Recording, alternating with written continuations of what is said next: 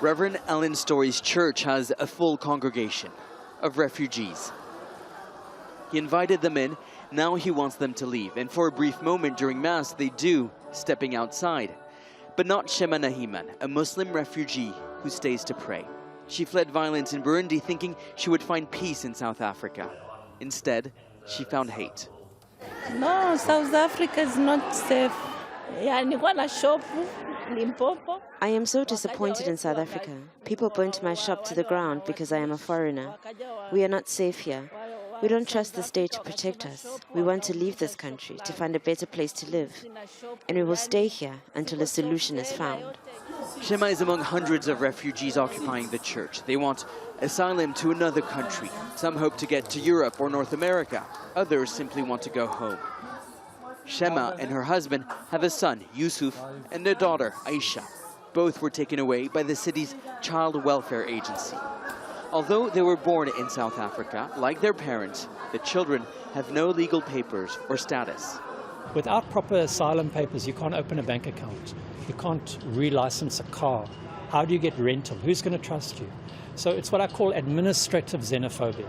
In October, refugees organized a peaceful demonstration to highlight the conditions they live in and the discrimination they face. They were met by police in riot gear. Children and adults were injured.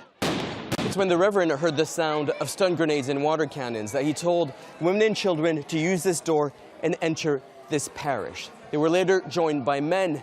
They've been living here for months now. This is where they eat, sleep, and defecate, sharing only one toilet. Now, the church authorities say this is unsustainable. But people here say leaving the sanctuary of this church would be unsafe. PAPY SOUKAMI is a civil engineer from Congo. He thought Cape Town would be a wealthy, diverse, and welcoming city.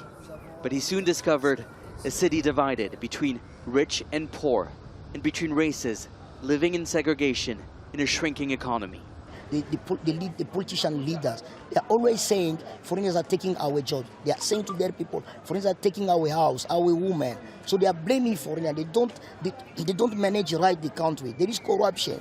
But every time, instead, they are blaming us foreigners. So we become like scapegoats.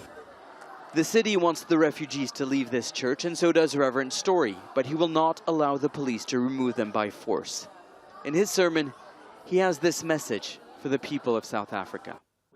We shout peace, we practice violence, he says. We shout justice, we walk in justice. We preach love, we practice hate. Nicolas, Haque, Al Jazeera, Cape Town.